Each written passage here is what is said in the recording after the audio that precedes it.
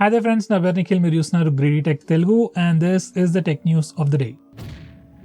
నిన్ననే అంటే Monday Google వాళ్ళు 2 న్యూ ఏఐ మోడల్స్ లాంచ్ చేశారు. ఒకటి వచ్చేసి Veo 2 అండ్ ఇంకోటి వచ్చేసి Imagen 3. ఈ 2 AI models brand new models ఏం కాదు, పాత ఏఐ మోడల్స్ తో కంపేర్ చేస్తే ఇవి కొత్త అప్గ్రేడ్ లాగా. Veo 2 వచ్చేసి వీడియో జనరేషన్ కోసం అండ్ Imagen 3 వచ్చేసి ఇమేజ్ జనరేషన్ కోసం. బేసికలీ టెక్స్ట్ ప్రాంప్ట్ ఇస్తే మనకి వీడియో లేదా ఇమేజెస్ ఇస్తుంది. కాకపోతే ఈసారి ఈ ఏఐ మోడల్స్ ఇచ్చే అవుట్పుట్ అయితే నెక్స్ట్ లెవెల్లో ఉన్నాయి. ఈ టొమాటో కట్ చేసే వీడియో చూస్తే అయితే నిజంగా ఒక పర్సన్ కెమెరాతో షూట్ చేసినట్టే ఉంది. సో క్వాలిటీ ఆ రేంజ్ లో ఇంప్రూవ్ అయింది.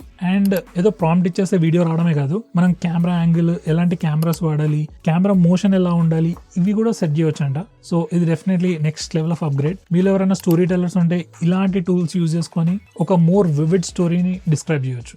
ట్రై చేద్దామని నేను కూడా చూసాను. కాకపోతే యాజ్ ఆఫ్ నౌ ఈ ఫీచర్స్ ఇండియాలో అవైలబుల్ లేవు. మేబీ ప్రాక్సీ పెట్టుకొని వాడాల్సి వస్తుంది, చూద్దాం.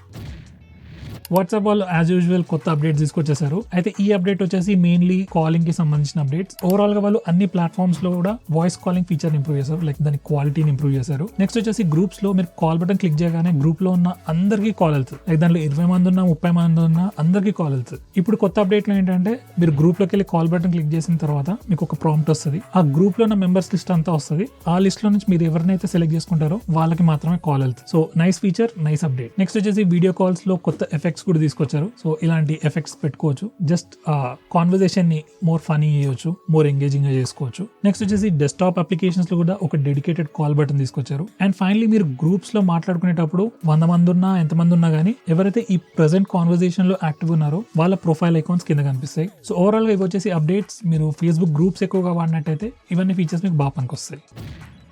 2024 ఆల్మోస్ట్ అయిపోవస్తుంది అండ్ అమెజాన్ వాళ్ళు వాళ్ళ ఎలెక్సాలో ఎవరెవరు ఏమేమి క్వశ్చన్స్ అడుగుతున్నారో ఆ లిస్ట్ రిలీజ్ చేశారు. సో ఇవి వచ్చేసి వాళ్ళ క్వశ్చన్స్. మా ఇంట్లో కూడా ఎలెక్సా ఉంది, కాకపోతే ఎక్కువ ఏం వాడడం దాన్ని. చాలా రేర్ గా ఏదో టైమర్ కు, అలారం కు, దానికోసం మాత్రమే వాడతాం. సో మీ ఇంట్లో కూడా ఒక ఎలెక్సా వాడుంది, వేరే వాళ్ళు ఎలా వాడుతున్నారో తెలుసుకోవాలనుకుంటే ఈ లిస్ట్ చూడండి.